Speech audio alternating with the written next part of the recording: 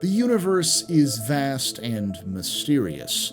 Science has endeavored to explain what lies in the periphery of our understanding, but every day, new stories of unexplained phenomena confound the senses and make us question the very fabric of reality itself.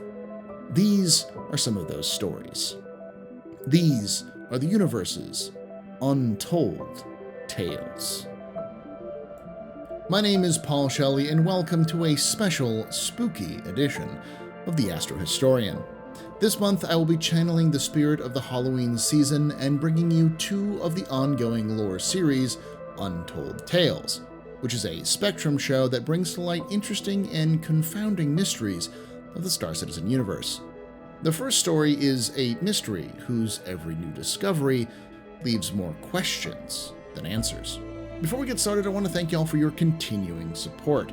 We have reached over 16,000 subscribers, so if this is your second time you've watched one of my videos, make sure to hit that subscribe button and the bell icon to be notified when these are released.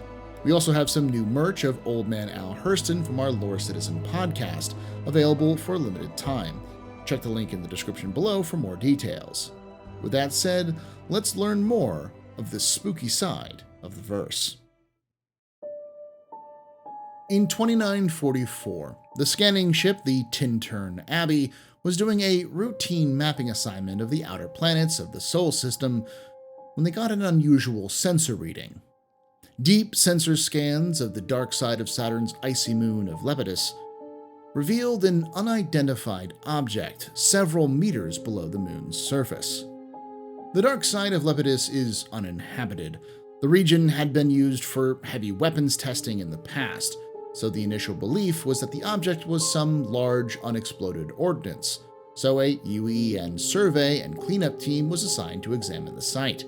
Equipped with excavators and more detailed surface scanners, the team was shocked by what they discovered buried beneath the layers of rocky ice: a mostly intact spacecraft. As the ship was cleared of rock and ice, it became apparent that this ship was a preserved treasure, plucked from the annals of history itself in the form of a Robert Space Industries Zeus.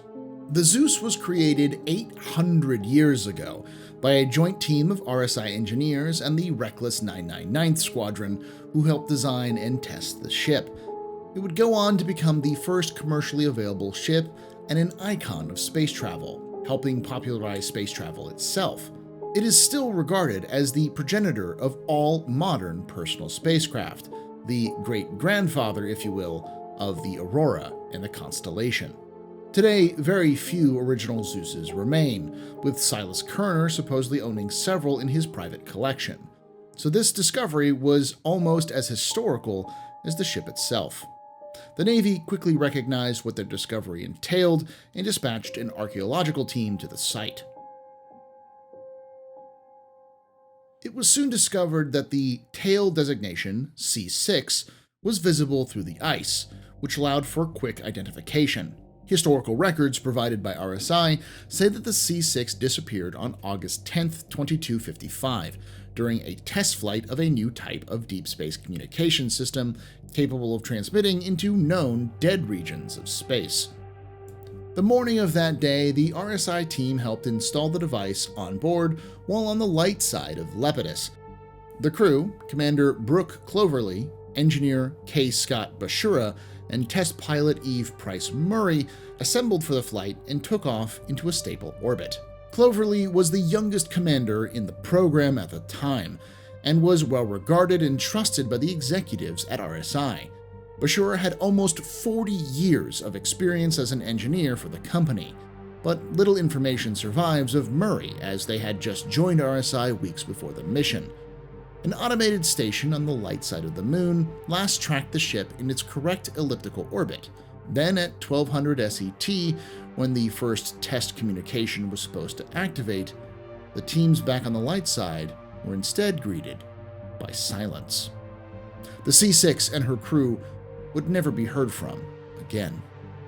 Rescue crews attempted to conduct a seemingly thorough search of the area, but were stymied by recent severe avalanches and were unable to find any indication of wreckage.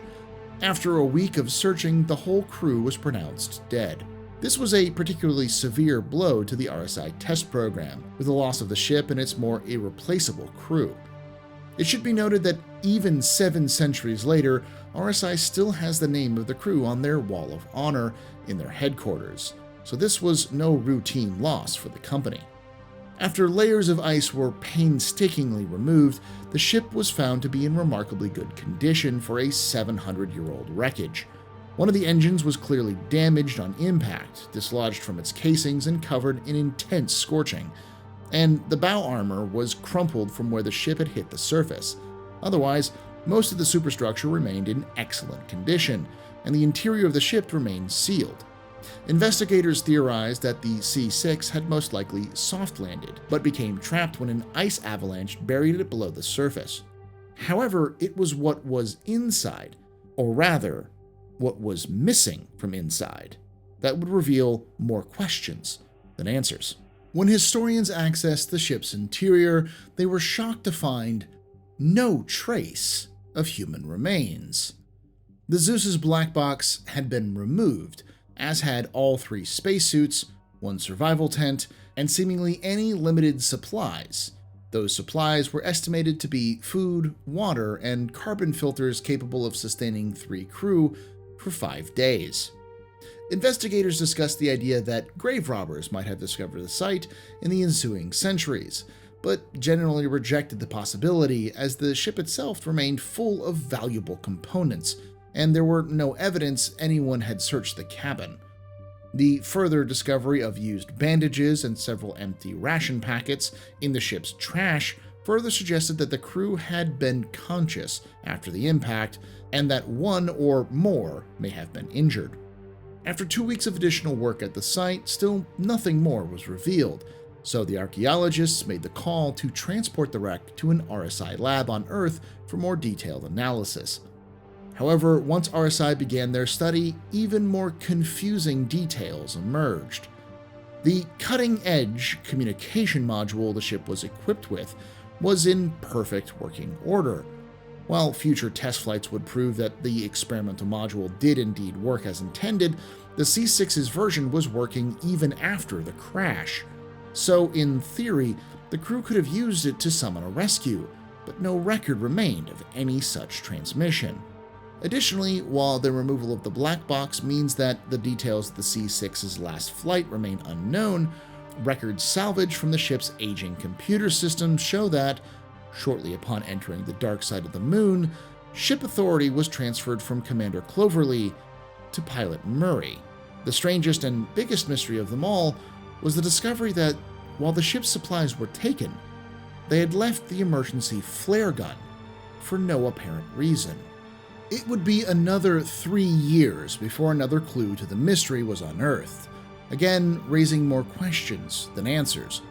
A survey crew operating deep in the dark side to help establish a water mining system was digging expository boreholes when they unearthed an empty RSI spacesuit bearing the C-6 patch.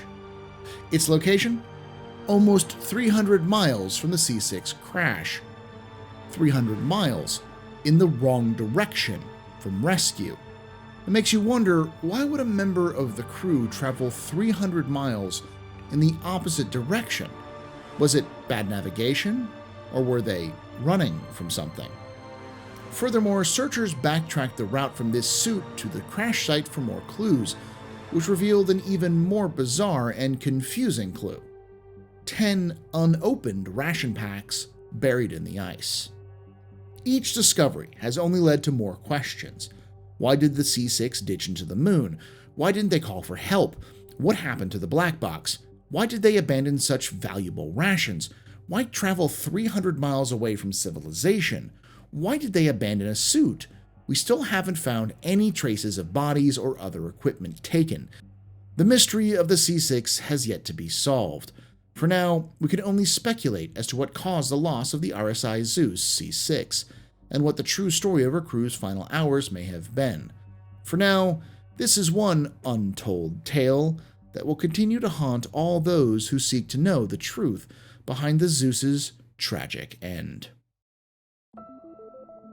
I'd like to thank you for watching, and I'd like to thank those Patreons on screen now for helping me make this all possible. If you want to join them, the link is in the description below. For as little as $5 a month, you can get early access to videos, including a timed exclusive covering the entire history of the Star Citizen universe, whose first episode has been recently released to the public, and second episode is currently out for Patreons. Check it out to see what $5 a month will get you. For now, let me know what you think happened to the C-6 and her crew in the comments below. And as always, remember, ex historia ad astra.